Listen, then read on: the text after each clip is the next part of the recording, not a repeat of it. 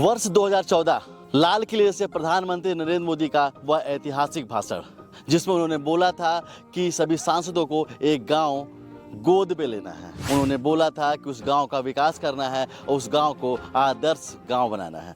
और हर सांसद 16 तक अपने इलाके में एक गांव को आदर्श गांव बनाए। इतना तो कर सकते ना भाई, करना चाहिए ना।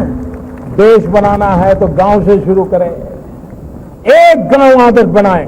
उसी से प्रेरित होकर के उस समय के तत्कालीन मुख्यमंत्री और अभी के समय पे छत्तीसगढ़ के विधानसभा के अध्यक्ष रमन सिंह ने भी एक गांव को गोद लिया था।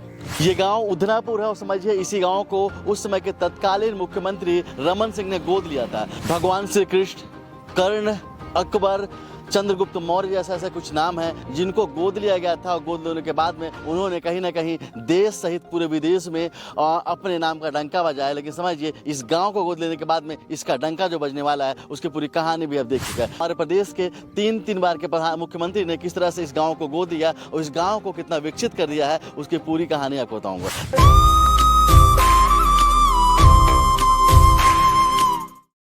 क्या नाम है आपका? मेवालाल। कहाँ यहाँ पर बैठ गए हैं? अरे कीचड़ का चलते हैं। कहाँ को आप कह रहे हैं आप?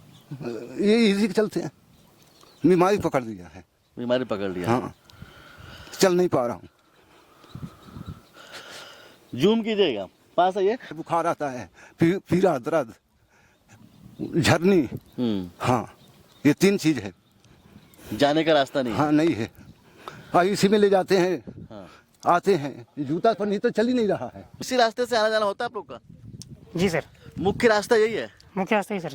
अच्छा, अब ये तो नहीं पूछेंगे कि क्या दिक्कत होती है। क्या नाम है दादी आपका? फूलमतिया।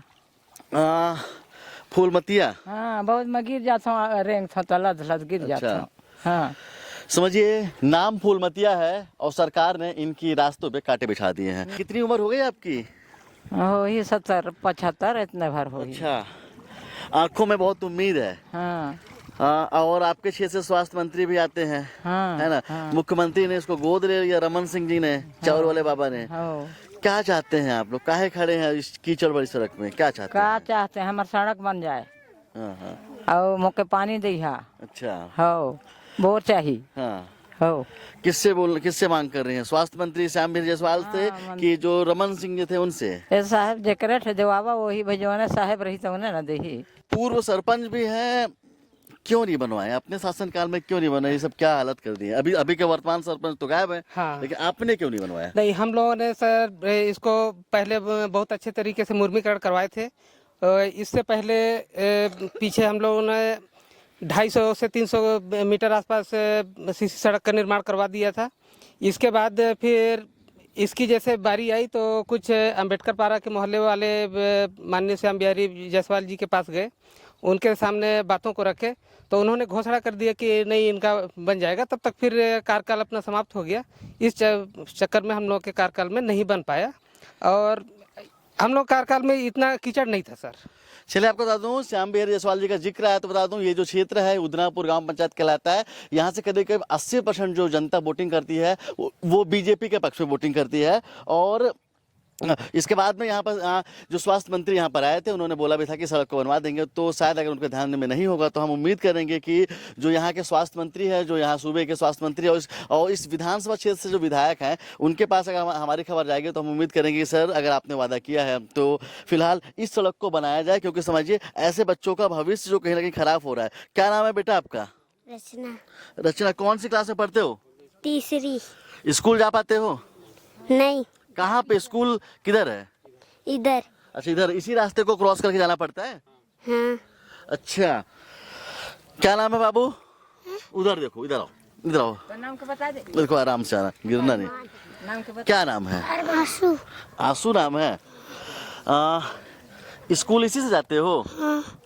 हर दिन जाते हो स्कूल? हाँ। अच्छा, तो पैर तो गंदा हो जाता होगा फिर? हो जाता है? चप्पल पहन के जाते हो कि जूता पहन के जाते हो?